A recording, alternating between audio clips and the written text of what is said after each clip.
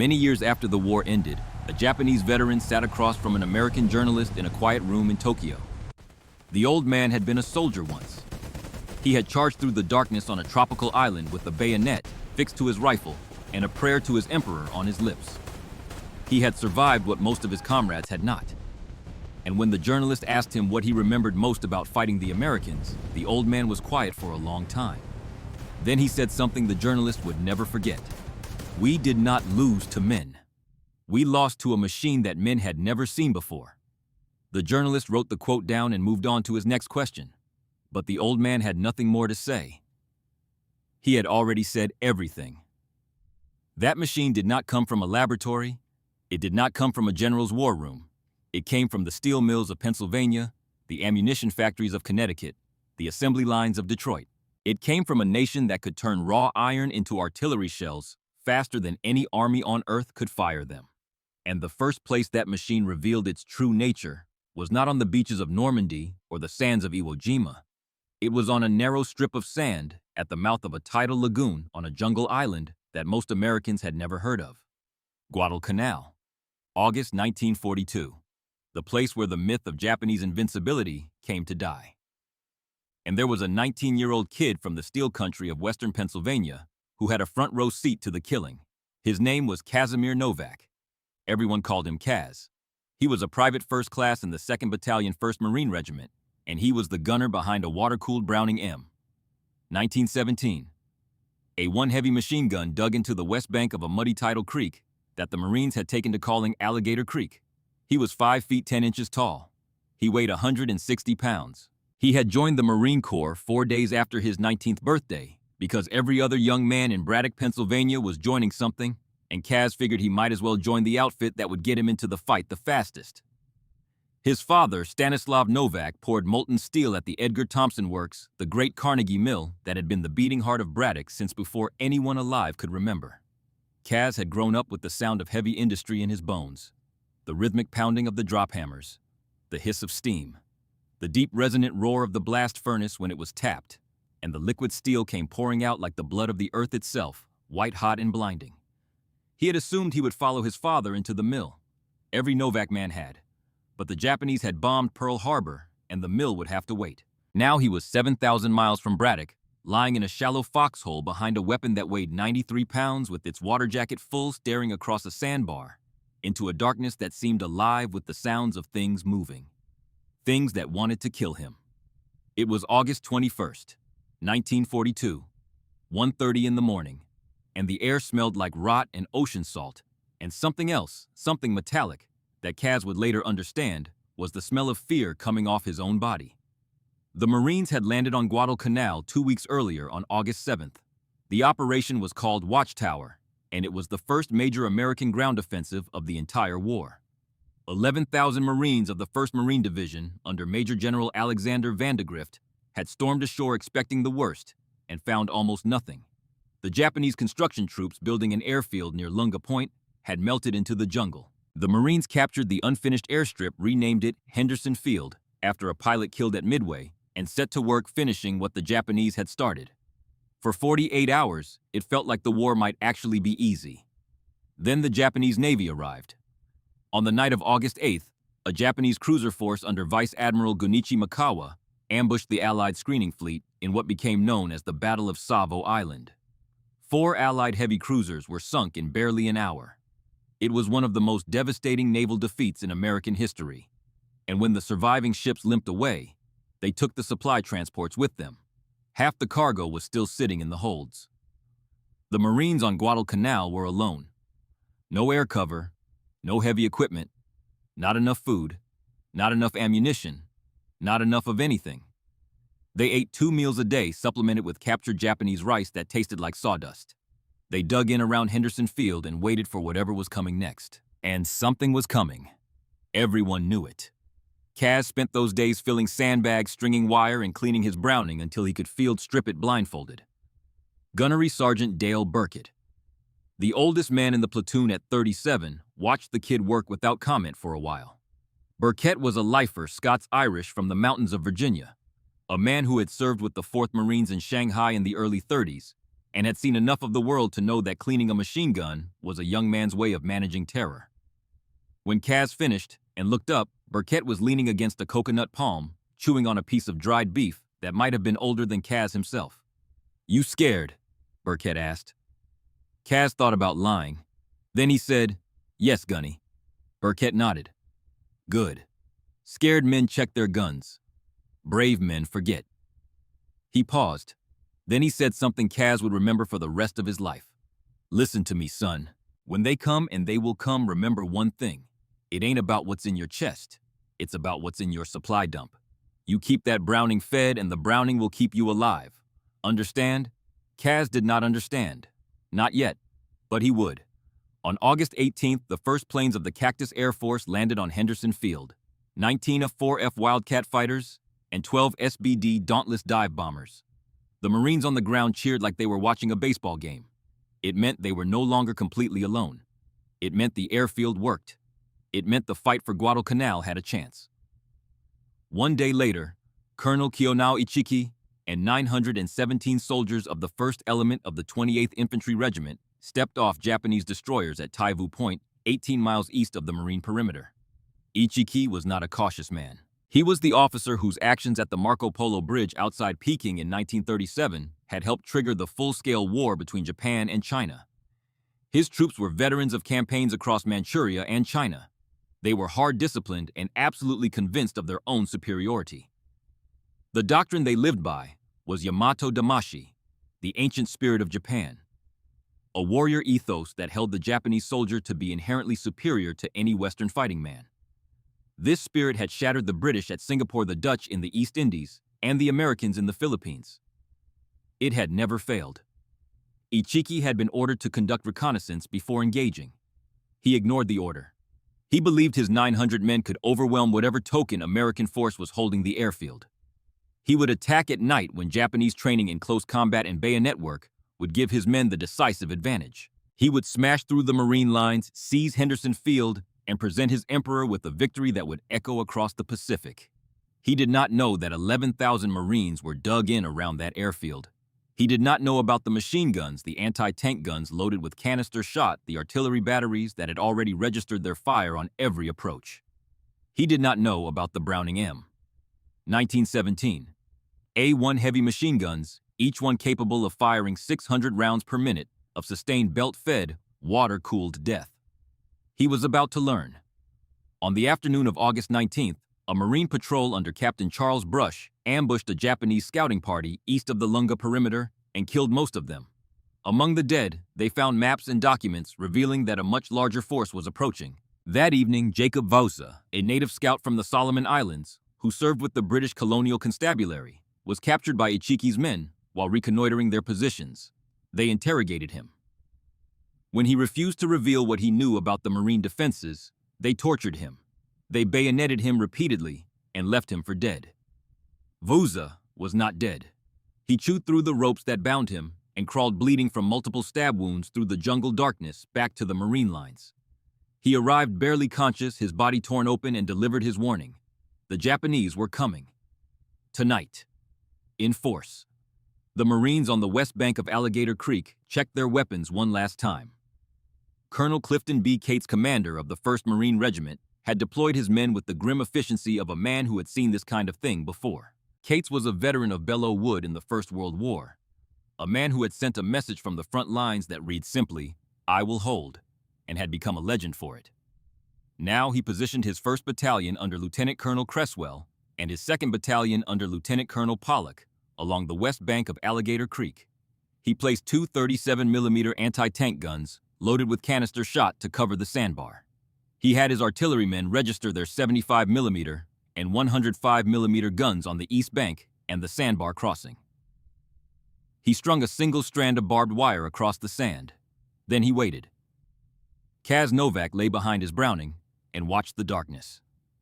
The creek was not much of a waterway, more of a tidal lagoon separated from the ocean by a sandbar maybe 30 feet wide and 100 feet long.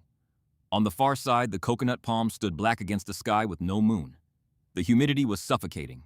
Insects droned. Somewhere out there, 900 men with bayonets were moving toward him. At 0130, the world split open. A green flare arced into the sky, and the first wave of Ichiki's soldiers exploded out of the tree line. About 100 men screaming, firing their rifles from the hip bayonets, gleaming in the harsh chemical light of the flare. They charged straight across the sandbar toward the Marine positions. Kaz squeezed the butterfly trigger of the Browning. The gun came alive in his hands with a sound he recognized. It was not the crack of a rifle or the bang of a grenade. It was a deep, sustained rhythmic pounding that vibrated through his chest and up into his skull. And in that first terrifying second, Kaz Novak realized that his machine gun sounded exactly like the drop hammers at the Edgar Thompson Works.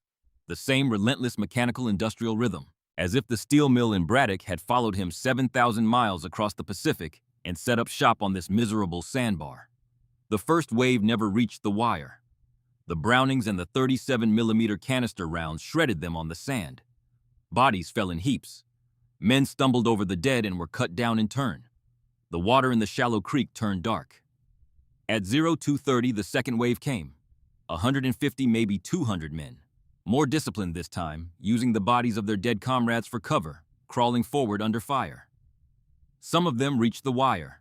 A handful made it through, leaping into the Marine foxholes with bayonets, and for a few minutes the fighting was hand-to-hand, knife-to-knife, the most intimate and savage kind of killing. A Marine 3 positions to Kaz's left took a bayonet through the throat. Kaz heard the sound and could not process it. Then, reserves counterattacked and drove the Japanese back across the sand. A third attempt came through the ocean surf soldiers wading chest-deep through the waves to outflank the Marine line from the beach. The machine gun crews traversed their weapons and raked the waterline. The Pacific Ocean deposited the bodies back onto the sand with the next tide stained red. And through all of it, through the screaming and the explosions and the flickering nightmare of muzzle flashes, one thing burned itself into Kaz Novak's mind with absolute clarity. The Browning never fell silent for lack of ammunition. Not because he was brave, not because he was skilled, but because every time a belt ran dry, there was another one. Every time the water jacket began to boil, he poured water from his canteen into it and kept firing. Runners appeared out of the darkness carrying ammunition cans so heavy they had to use both hands. They pried open wooden crates with their K-bar knives, and the sound of splintering wood was the most ordinary, most American, most reassuring sound Kaz had ever heard on a battlefield. It was the sound of a supply chain that stretched 7,000 miles back to the factories where men like his father worked. For every belt of .30 caliber ammunition, he fired 100 more were waiting in the division supply dump.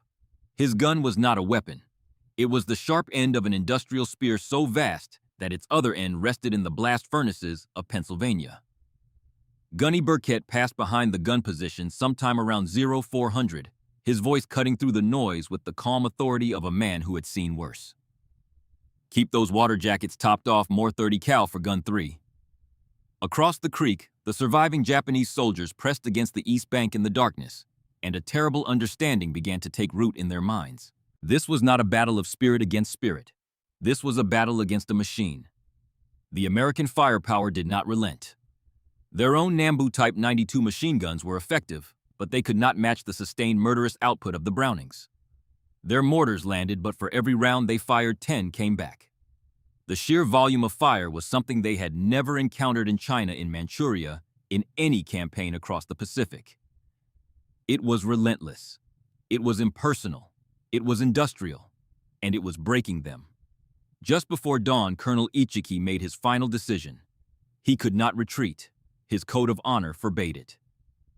He gathered his remaining officers and ordered one last frontal assault. There was no subtlety, no flanking maneuver, just a final desperate charge, bayonets fixed into the teeth of the machine. They rose at the sound of bugles. They screamed their battle cry. They charged into the killing ground one last time, and this time, the Marine response was joined by a new sound from further back. The 75mm and 105mm howitzers opened up. The artillerymen had spent the night registering their guns, and now they fired for effect. High explosive shells walked across the sandbar, throwing geysers of sand shrapnel and human remains into the pre-dawn air. The charge dissolved before it began. When dawn broke on August 21, 1942, the sandbar at Alligator Creek was no longer a sandbar. It was a carpet of the dead. Nearly 800 of Ichiki's 917 soldiers lay where they had fallen. The tide pools were crimson. Equipment lay scattered everywhere. Rifles, helmets, Nambu machine guns silent now, their crews motionless around them. Colonel Cates ordered the counterattack. Lieutenant Colonel Cresswell's 1st Battalion crossed the creek upstream, swung south and east, and cut off any avenue of retreat. Aircraft from Henderson Field strafed the coconut grove where the survivors had gathered. Then 4 M3A1 Stuart light tanks clattered across the sandbar and into the grove, their 37mm cannons firing canister, their machine guns chattering their tracks, grinding over anything that could not move out of the way. The Japanese soldiers tried to fight the tanks with rifles and bayonets. Some tried to climb aboard. They were shot off the hulls. One soldier charged the lead Stuart with a magnetic mine and was cut in half by rifle fire from supporting infantry before he got within 10 yards. In the grove surrounded by the wreckage of his command, Colonel Kiyonao Ichiki faced the end.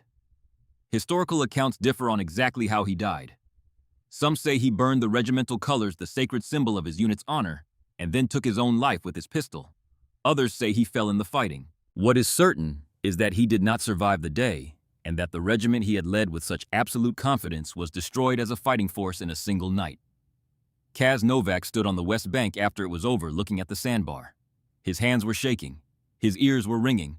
The Browning's barrel was too hot to touch even through the water jacket. Gunny Burkett appeared beside him, saying nothing for a long while. Then Kaz asked a question that surprised even himself. "Gunny, how come we never ran out?" Burkett looked at him. "Out of what? Ammo. We fired all night.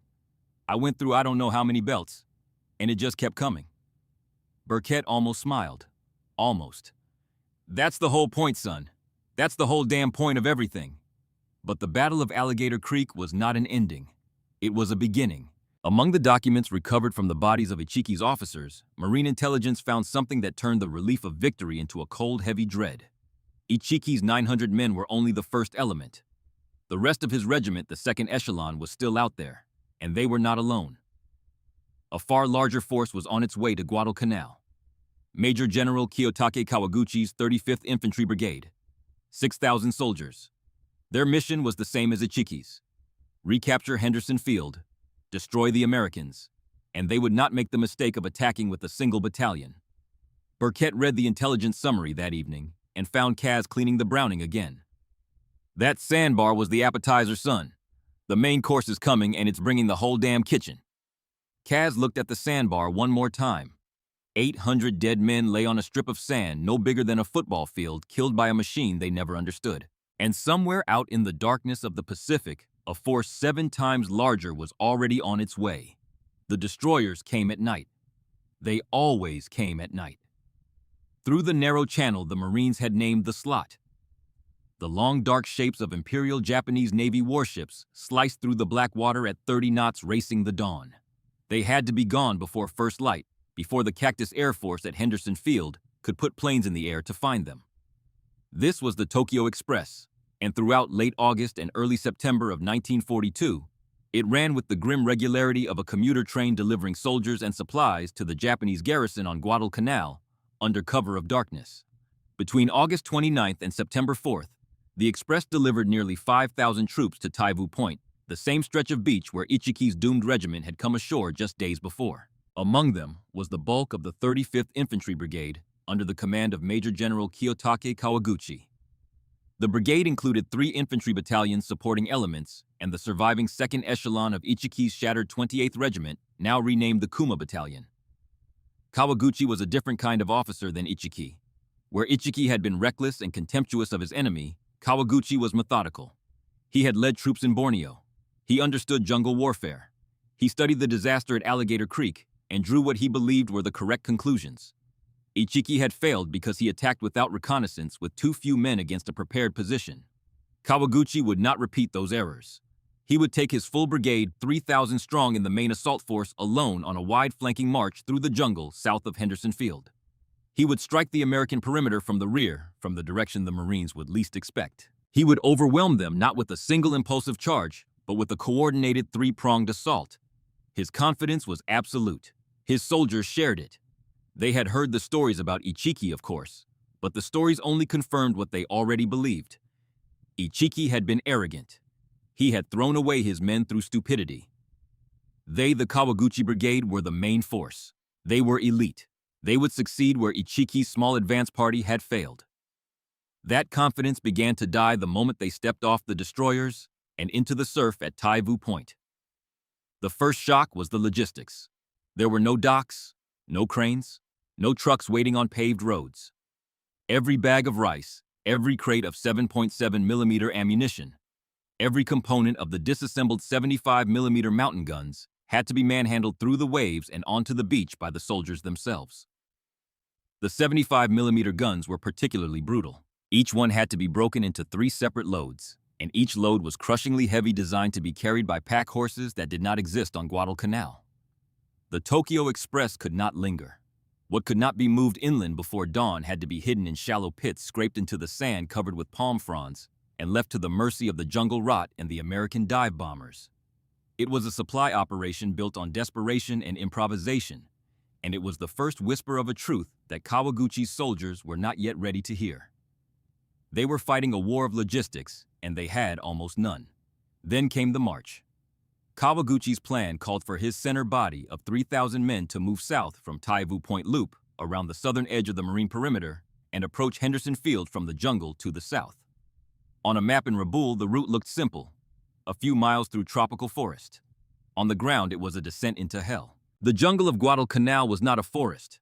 It was a living organism that seemed to actively resist human movement.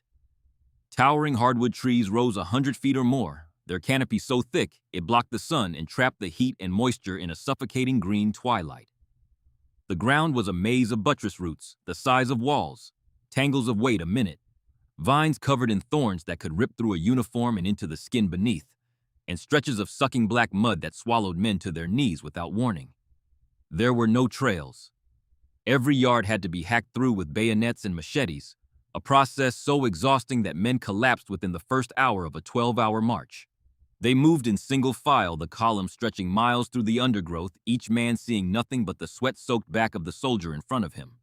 Their rations were a cruel joke: a ball of cold rice, a handful of dried plums, a few hard biscuits the army called victory rations, as if naming them after triumph could compensate for the fact that they provided barely enough calories to stay conscious, let alone fight.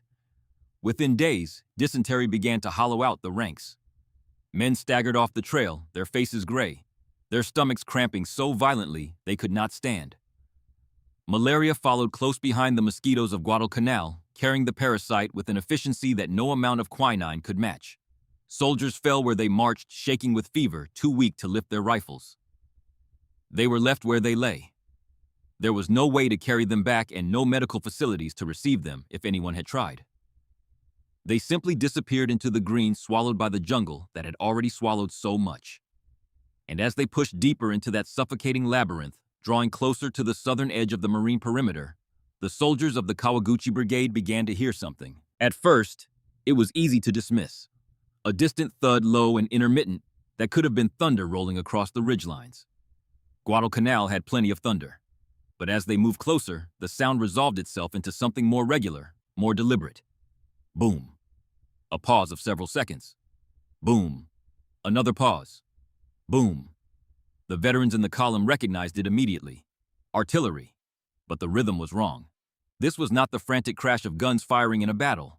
This was slow, methodical, almost lazy, as if the gunners on the other end were in no particular hurry, as if they had all the time and ammunition in the world. It was harassment and interdiction fire. The Americans were lobbing 105mm shells into the jungle at random map coordinates day and night, with no specific target and no expectation of hitting anything in particular. They were shooting at the possibility of a Japanese presence. They were firing high explosives into empty jungle because they could afford to. For a soldier of the Imperial Japanese Army, where every artillery shell was precious, carefully allocated, and accounted for by quartermasters who treated ammunition like gold, this casual expenditure of firepower was incomprehensible. It violated everything they understood about warfare. You did not waste shells on ghosts. You did not fire without a target. You conserved your resources because you had to, because the Empire's industrial capacity could not match the demands of a war fought across the breadth of the Pacific. But the Americans did not conserve. The sound said so. The sound said, we have so much that we can afford to throw it away. We can pave this jungle with high explosives on the off chance that something living might be underneath. How much do you have? The question hung in the humid air like poison, and long before the soldiers of the Kawaguchi Brigade saw a single American Marine, the sound was already doing its work, grinding down their confidence, replacing their certainty with something they had never been trained to feel: doubt. While Kawaguchi's brigade was dying by inches in the jungle, the Marines were not idle. On September 8th, Lieutenant Colonel Merritt Edson took his 1st Raider Battalion on a bold raid against the Japanese supply base at the village of Tasimboko, near Taivu Point. The raiders landed by boat, attacked the base, and discovered Kawaguchi's main supply depot. Stockpiles of food, ammunition, medical supplies, and a powerful shortwave radio. They destroyed everything they could not carry. But what Edson brought back was more valuable than any captured equipment. Among the documents seized at Tasimboko was intelligence confirming that at least 3,000 Japanese troops were preparing a large-scale ground assault on Henderson Field from the south. Edson and Colonel Gerald Thomas Vandegrift's operations officer studied the terrain and reached the same conclusion. The most likely avenue of approach from the south was a narrow ridge of coral and grass, about 1,000 yards long, that ran roughly parallel to the Lunga River, just 1 mile south of the airfield. If the Japanese took that ridge, they would have a direct path to Henderson Field. If Henderson Field fell, the entire Guadalcanal campaign fell with it. Edson moved his raiders and the attached 1st Parachute Battalion onto the ridge. About 840 Marines total stretched across an 1,800-yard front. The positions were hastily prepared. Shallow foxholes, no deep bunkers. Each Marine had 1 or 2 grenades. Ammunition for the rifles and machine guns was adequate, but not abundant. Behind them, Vandegrift positioned the 2nd Battalion 5th Marines as a reserve, and behind the reserve, the guns. A battery of 4 105mm howitzers from the 3rd Battalion 11th Marines under Lieutenant Colonel James Keating moved into position where they could fire directly onto the ridge. The 5th Battalion 11th Marines registered their own 105mm howitzers on the approaches from the south. Forward artillery observers dug in with Edson's men on the ridge, stringing field telephone wire back to the fire direction center. Every likely avenue of approach was plotted. Every range was calculated. Every coordinate was locked in. The trap was set. All it needed was someone to walk into it. After Alligator Creek, Kaz Novak's machine gun section had been reorganized. The 2nd Battalion 1st Marines rotated off the creek positions, and Kaz found himself reassigned to an ammunition supply detail supporting the forces gathering around the ridge. It was not the job he had trained for, but in the calculus of Guadalcanal. A strong back and a knowledge of ammunition types were worth more than another rifleman. So Kaz hauled crates. All day on September 12th, he carried boxes of .30 caliber ammunition and belts for the Brownings forward through the humid jungle, stacking them in covered dumps just behind the ridge positions. His shoulders ached. His hands were raw from the wooden crate edges. Sweat soaked through his dungarees and never dried. Gunny Burkett worked alongside him, saying little, moving with the unhurried efficiency of a man who understood that the war was about to be decided by how many bullets could be moved from point A to point B. At one point, Kaz set down a crate and looked up at the ridge above him. Marines were digging foxholes in the coral, cursing at the hard ground, their helmets dark against the white sky. They looked thin. They looked tired. They looked like men who had not eaten a full meal in a month, which they had not. "Gunny," Kaz said, "those boys up there, are they going to hold?" Burkett set down his own crate and wiped his face with a rag that was dirtier than his face. He looked at the ridge. He looked at the stacks of ammunition boxes around them. Then he said his line for the 2nd time, and this time it landed differently, because this time, Kaz understood what it meant. "It ain't about what's in their chests, son. It's about what's in this supply dump. And those howitzer boys behind us got plenty." That evening, as the sun dropped below the horizon and the jungle turned black, Edson stood on a grenade crate and addressed his exhausted men. His words were plain. "You men have done a great job so far, but I have one more thing to ask of you. We have to hold out just one more night. If we hold, I have every reason to believe we will be relieved in the morning. One more night." It sounded simple. It was not. At 21:30 on September 12th, Japanese warships offshore began shelling the Marine lines. Then Japanese artillery opened up from the jungle. Then silence. A silence filled with the rustle of 3,000 men moving through the Kenai grass at the base of the ridge. The occasional clink of a rifle against a canteen. The faint whisper of orders passed in Japanese, A red flare hissed into the sky, and the ridge erupted. Kawaguchi's 1st Battalion came out of the jungle and hit Edson's Company C between the Lunga River and the ridge with everything they had. The shouts of Banzai merged with the crack of Arasaka rifles and the chatter of Nambu machine guns into a wall of noise that seemed to have physical weight. The Japanese overran the forward listening posts. They pushed Company C back toward the ridge itself. For 20 minutes it seemed as if the sheer ferocity of the charge might carry the position. Then the 105 spoke. The forward observer on the ridge barely 100 yards from the fighting spoke into his field telephone with the flat calm of a man reading a weather report. He gave the coordinates. He said the words. Seconds later, the first shells from the 5th Battalion 11th Marines screamed overhead and detonated among the attacking Japanese infantry. The effect was immediate and devastating. Men who had been charging uphill with fixed bayonets were suddenly thrown through the air by the concussive blasts. The jungle at the base of the ridge erupted in fountains of dirt shrapnel and splintered wood. The earth heaved and the noise became something physical. A wall of pressure that slammed into the attackers and stopped them where they stood. The Japanese charge stalled. Men dove for cover that did not exist. The ridge was open ground bald coral and short grass, and there was nowhere to hide from shells that fell from the sky. But the jungle had done its damage to Kawaguchi's plans in a way that went beyond exhaustion and disease. His battalions had lost cohesion during the march. Units that were supposed to attack together arrived at different times from different directions. The coordinated three-pronged assault he had envisioned fell apart into a series of piecemeal attacks that the Marines and their artillery could deal with one at a time. Kawaguchi himself would later say that he felt disappointed and helpless because the jungle had scattered his brigade beyond his ability to control it. By dawn on September 13th, the first night's attack had been repulsed. The ridge was still in Marine hands. Japanese dead lay scattered across the southern slope. The cost had been real. Marines had died. Positions had been overrun and retaken. The fighting had been desperate and close, but it was not over. Because Kawaguchi did not withdraw. He still had 2 full battalions and the remnants of the 1st. He still believed the Americans were at their breaking point. He still believed that one more assault, one more expression of the indomitable Japanese fighting spirit would shatter the Marine line and deliver the airfield. He gathered his officers in the jungle and issued his orders. Tomorrow night, everything, all of it. One final overwhelming assault on the ridge that the Americans were already beginning to call Bloody Ridge. His surviving officers saluted and returned to their shattered units to prepare. And somewhere in the jungle, the soldiers who had faced the 105s for the first time tried to describe what they had experienced to the men who had not yet gone up the slope. Their words were inadequate. How do you describe being attacked by a force you cannot see, cannot fight, cannot charge with a bayonet? How do you explain that your rifle, the symbol of your identity as a warrior, is meaningless against a shell that falls from the sky? One phrase emerged from these quiet, haunted conversations, a phrase that would follow the Japanese army for the rest of the war. Automatic artillery. The survivors called the American guns automatic artillery because no human crew could possibly fire that fast, that accurately, for that long. They were wrong about the automatic part. The American gun crews were flesh and blood, sweating and straining in the tropical heat as they rammed shells into the breeches of their howitzers and hauled on the lanyards. But they were right about the implication.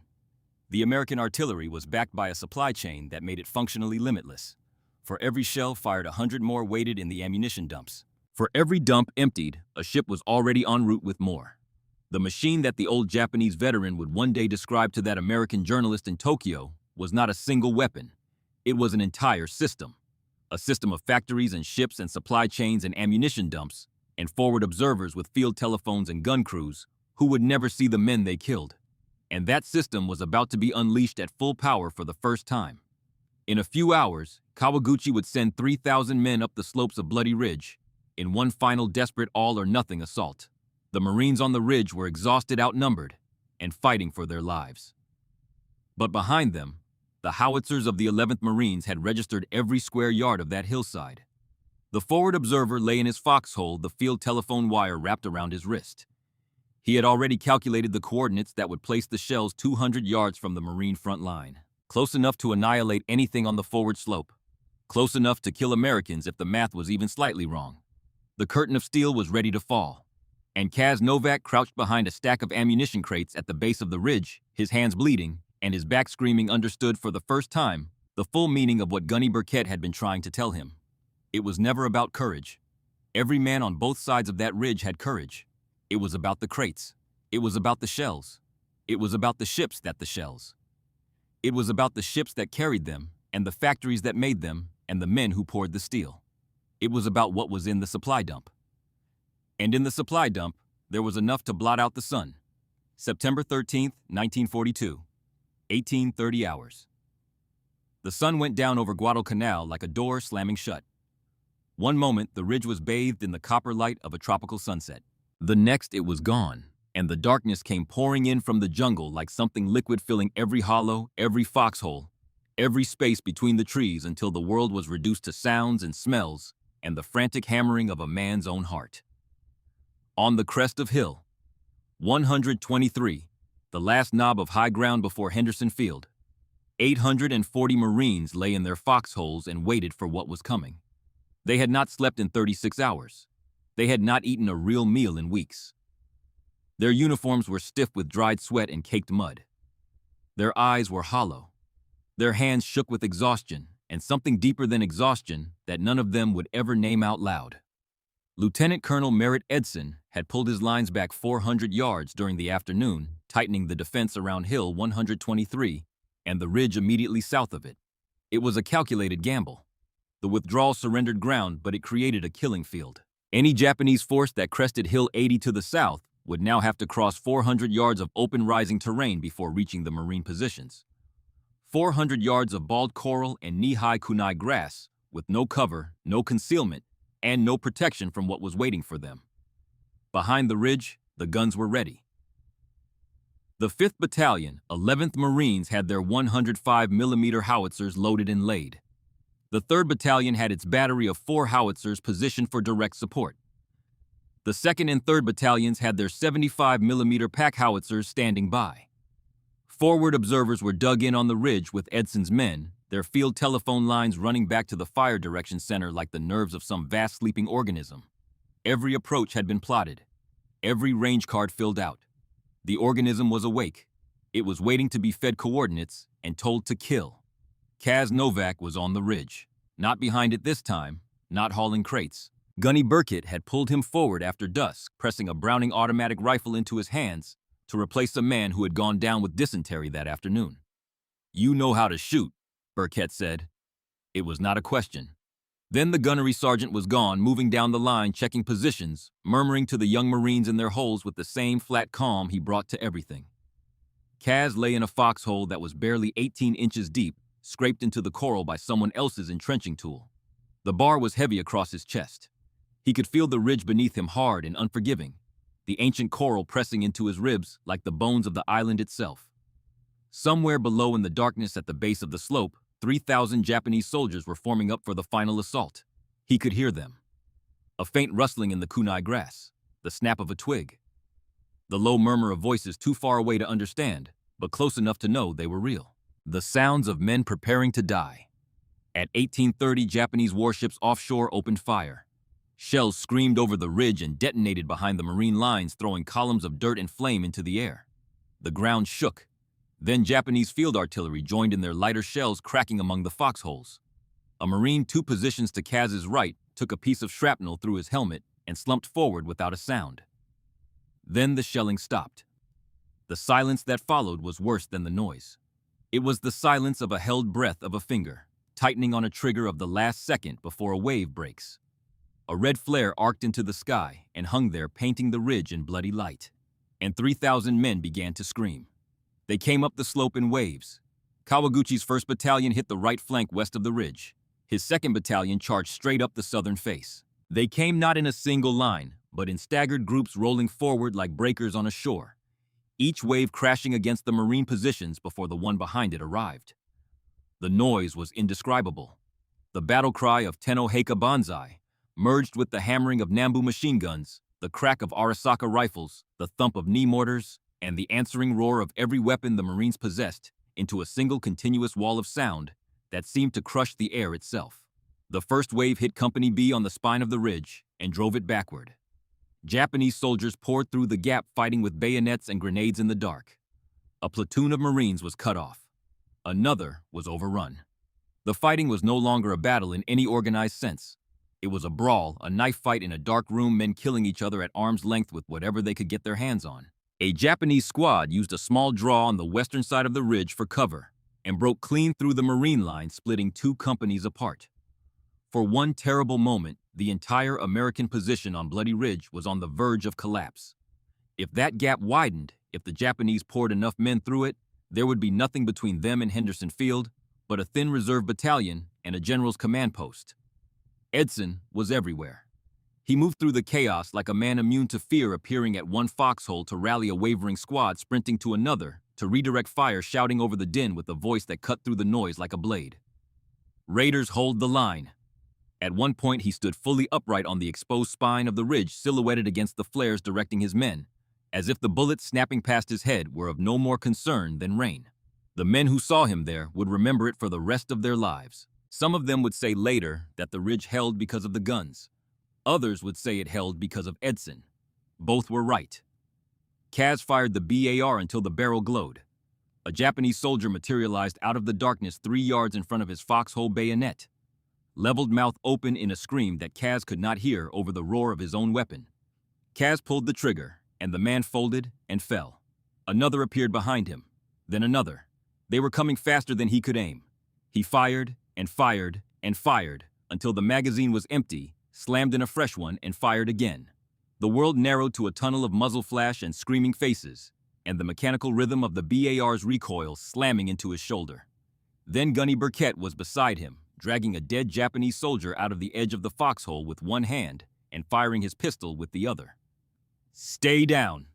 Burkett shoved Kaz flat as a burst of Nambu fire stitched the air where his head had been. Then the gunnery sergeant was up and moving again, pulling 2 Marines from a collapsed position and pushing them into a gap in the line. He moved like a man who had already decided that this night would not kill him, and the certainty of it was contagious. Men who had been ready to break saw Burkett and held. But courage alone was not going to save the ridge. The Japanese were too many, too determined, too willing to die. They had crossed the 400 yards of killing ground, and they were in among the Marines, and the battle was dissolving into exactly the kind of close-quarters chaos where Japanese bayonet training and fanatical resolve could overcome American firepower. This was the moment. Edson got on the radio. His request to the 11th Marines was simple, and it was desperate. He wanted the artillery to fire on the northern slope of the ridge, not in front of his positions, behind them. He wanted a curtain of high-explosive steel lowered across the ridge just 200 yards from his own frontline foxholes, a barrage so close that it would annihilate everything on the forward slope, friend or foe, that tried to cross it. It was a gamble that could kill his own men. It was the only gamble left. The response was instantaneous. Every 105mm howitzer available to the 1st Marine Division focused on the northern slope of Bloody Ridge. The 5th Battalion fired. The 3rd Battalion fired. Shell after shell after shell, screaming overhead in a continuous stream, detonating on the forward slope in a rolling barrage that turned the earth itself into a weapon. The ground heaved.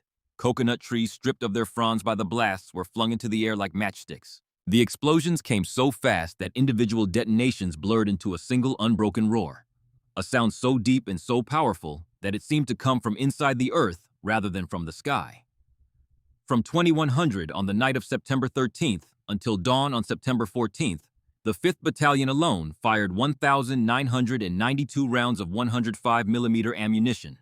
The 2nd and 3rd Battalions added 878 rounds of 75mm. The shells fell at ranges as short as 1,600 yards from the gun tubes. Some landed within 200 yards of the Marine front line. 200 yards, the length of 2 football fields. That was the margin between salvation and friendly fire. That was how close Edson was willing to bring the thunder. For the Marines on the ridge, the barrage was a physical experience beyond anything they had imagined. The ground shook so violently that men bounced in their foxholes. The concussive blast squeezed the air from their lungs. Dirt and fragments rained down on them. The noise was not a sound. It was a pressure, a weight of force that occupied every corner of a man's skull and left no room for thought. Kaz pressed his face into the coral and felt the ridge trying to shake him loose. Each explosion was a hammer blow. that traveled through the stone and into his bones. He could not hear. He could not think. He could only hold on and trust that the men calculating the trajectories of those shells were as good at mathematics as his father was at pouring steel. 200 yards. If the forward observer's numbers were wrong by 100 yards, Kaz Novak would cease to exist. The numbers were not wrong. For the Japanese soldiers who had fought their way onto the ridge, who had endured the jungle and the disease and the march from hell, who had charged through machine gun fire and into hand-to-hand combat, believing that one last push would deliver them the airfield and the victory, the curtain of steel was the end of everything. They were not walking into gunfire. They were walking into an industrial process. The shells did not discriminate. They did not care about courage or honor or the spirit of Yamato Damashi. They fell with the regularity of machinery, each one destroying a circle of earth 30 yards across, and anything within that circle, whether it was a tree or a rock, or a man who had trained his entire life for this moment, simply stopped existing. Entire companies were erased in seconds. Men who had survived the march survived the malaria. Survived the first night's assault, and the hand-to-hand fighting on the ridge were torn apart by a force they could not see, could not fight, and could not comprehend. A Japanese soldier lying in the grass heard the whistle of an incoming shell, and had perhaps 1 second to understand that his Arisaka rifle, the weapon that symbolized his identity as a warrior of the emperor, was as useless against this as a wooden sword against a typhoon. There was no honor in this death. There was no glory. There was only the relentless impersonal mathematics of industrial warfare. A shell weighing 33 pounds fired from a gun tube 4 miles away by a crew that would never know his name, detonating 6 feet above the ground and sending 1,700 fragments of hot steel outward at 4,000 feet per second. That was how Yamato Damashi died. Not in a duel, not in a contest of wills, but in an equation. Kawaguchi's forces attacked the ridge roughly 12 times during the night. Each time the artillery broke them. Each charge got a little weaker, a little more ragged, a little more desperate. By 0400 the assaults had ceased. The survivors crawled back into the jungle, leaving the slope behind them carpeted with their dead. They had not been beaten by the Marine raiders on the ridge. They had been beaten by the factories of the United States, by a logistical chain that turned steel into shells into thunder, with an efficiency that no amount of human courage could overcome. Dawn on September 14, 1942 came slowly over Bloody Ridge. The curtain of steel lifted and left behind a silence heavier and more absolute than any noise it had replaced. On the northern slope, the ground was no longer ground. It was a lunar landscape of overlapping shell craters. The coral churned and pulverized.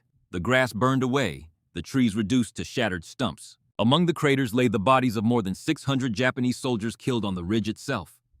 Hundreds more lay in the jungle beyond, victims of the artillery that had reached into the trees and found them there. Total Japanese casualties across the entire battle exceeded 1,200. Some estimates placed them higher. The Marines had lost 40 dead and 103 wounded from Edson's combined raider and parachute force. The numbers told a story that no amount of rhetoric could soften. This had not been a battle between equal forces. This had been an industrial nation demonstrating what it could do when it aimed its full productive capacity at a problem measured in human bodies. Kaz Novak climbed out of his foxhole as the light grew stronger. His ears were ringing with a high-pitched whine that would not stop for 3 days. His hands were numb. His dungarees were torn and black with dirt. The bar hung from his shoulder like an anchor. He walked to the edge of the ridge and looked down. He had grown up in Braddock, Pennsylvania, where the Edgar Thomson Works poured steel 24 hours a day, and the sky above the mill glowed orange at night. He had thought he understood what industry looked like. He had thought he understood what a machine could do. He had not understood anything. Gunny Burkett appeared beside him, as he always seemed to do at the moments that mattered. The gunnery sergeant looked at the slope. He looked at it for a long time. His face showed nothing. Then Kaz asked the question that had been forming in his mind since the first night at Alligator Creek, the question that the entire Guadalcanal campaign had been building toward. Were they brave, Gunny? Burkett did not hesitate. Brave as any man I ever saw, and I saw plenty. Then why are they dead and we're alive? Burkett turned and looked at the 19-year-old kid from the steel mills, and he said his line for the last time, slowly, quietly, with the weight that made every previous repetition feel like a rehearsal for this single moment. Because, son, it ain't about what's in your chest. It's about what's in your supply dump. That's the ugly truth of this whole damn war. At 13:05 on September 14th, Major General Kawaguchi led the remnants of his shattered brigade away from the ridge and into the jungle. They were no longer an army. They were a procession of starving, traumatized men, stumbling through the green darkness with no food, no medicine, and no hope. They ate roots. They ate snails. They chewed the bark off trees. Men too weak to walk were left sitting against tree trunks with their rifles across their knees, waiting for a death that the jungle would deliver more gently than the American artillery had. The 6-mile march west to the Guadalcanal Valley to rejoin Colonel Oka's forces took 5 days through terrain that a healthy man could have covered in one. Disease killed more of them than the battle itself, but it was not the hunger or the sickness that truly destroyed them. It was the sound they carried in their heads, the unending thunderous mechanical roar of the American artillery. A sound that had no counter, a sound that could not be fought with a bayonet or answered with a battle cry. It was the sound of a nation that did not need to conserve. A nation that could fire artillery shells like rifle bullets and still have more. The soldiers who survived and were eventually evacuated from Guadalcanal carried that sound with them like a disease. They spoke to other units, to other garrisons, to fresh troops still confident in the power of Japanese spirit. And they told them the truth. The Americans had machine guns that never ran dry. They had cannons that fired day and night without pause. They had ammunition without limit and steel without end. The phrase spread through the Imperial Army like a virus. Unlimited ammunition. 2 words that explained the inexplicable. 2 words that told every Japanese soldier what he was really up against. The shock born on Guadalcanal rippled outward through the rest of the war. It bred a new kind of fatalism, a grim recognition that the war of logistics could not be won. If the Empire could not match the American machine, then it would make the American machine pay for every island, every beach, every ridge in blood. The suicidal banzai charges would continue, but they were no longer born of a belief in victory. They were born of a desire to inflict maximum pain before the inevitable end. The kamikaze pilot diving his aircraft into an American carrier. The defender of Iwo Jima burrowing into volcanic rock to sell his life as dearly as possible. The soldier on Okinawa fighting to the last bullet and the last man. All of them were downstream from the psychological rupture that first cracked open on the sandbar at Alligator Creek and split wide apart on the burning slopes of Bloody Ridge. They were the desperate, brutal answers to a question first posed by the thunder of the 105mm howitzers on the night of September 13, 1942. What do you do when you realize your enemy's spirit is every bit as strong as your own, but his spirit is backed by a machine that can blot out the sun with steel? General Vandegrift would later say that Kawaguchi's assault on the ridge was the only time during the entire Guadalcanal campaign that he had doubts about the outcome. Had the ridge fallen, Henderson Field would have fallen with it, and the strategic calculus of the entire Pacific War might have shifted. The ridge did not fall. It held. And it held not because the Marines were braver than the Japanese. Both sides fought with a ferocity that defied comprehension. It held because behind those 840 exhausted Marines, there stood an industrial nation that could produce more ammunition in a single day than the Japanese Empire could ship to Guadalcanal in a month. The Guadalcanal campaign concluded with a decisive strategic victory for the Allies. American forces successfully defended Henderson Field, repelled every major Japanese ground offensive, and ultimately forced the Japanese withdrawal from the island in February 1943. The campaign shattered the myth of Japanese invincibility on land and proved beyond any argument that in the 20th century, wars were won not by bayonets and not by spirit, but by factories and the men who worked in them. Casimir Novak went home to Braddock in the spring of 1946. He walked through the front gate of the Edgar Thompson Works on a Monday morning and asked the foreman for a job the same way his father had, the same way every Novak man had for 3 generations. They put him on the floor of the blast furnace building, and on his first shift, he stood and watched the tap hole open and the molten steel come roaring out in a river of white and gold. The other men on the floor stepped back from the heat. Kaz did not. He stood there and felt the furnace on his face and listened to the sound of it, that deep rumbling industrial roar, and he was back on the ridge for a moment. Just for a moment. Then it passed, and he was in Braddock again, and the steel was just steel, and the war was over. His father found him at the end of the shift standing by the rail, watching the ingots cool. The old man did not ask about the war. He never did. He just clapped his son on the shoulder and said, "Good to have you back." Kaz looked at the steel. He thought about all the places it would go, the things it would become. He thought about a sandbar and a ridge and a sound that he would carry in his head for the rest of his life.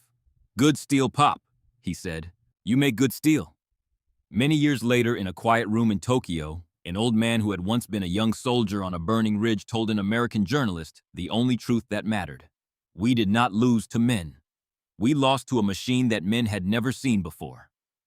He was right, and the machine had been built in places like Braddock, Pennsylvania, by men like Stanislav Novak, who poured steel 12 hours a day and never knew that the metal flowing from his furnace would one day fall from the sky on the other side of the world, reshaping the map of the Pacific and breaking the will of an empire that had believed with every fiber of its being that the spirit of the warrior would always triumph over the output of the factory. It did not. It never would again. And that was the lesson of Guadalcanal, written in fire and steel on a ridge that earned its name in blood.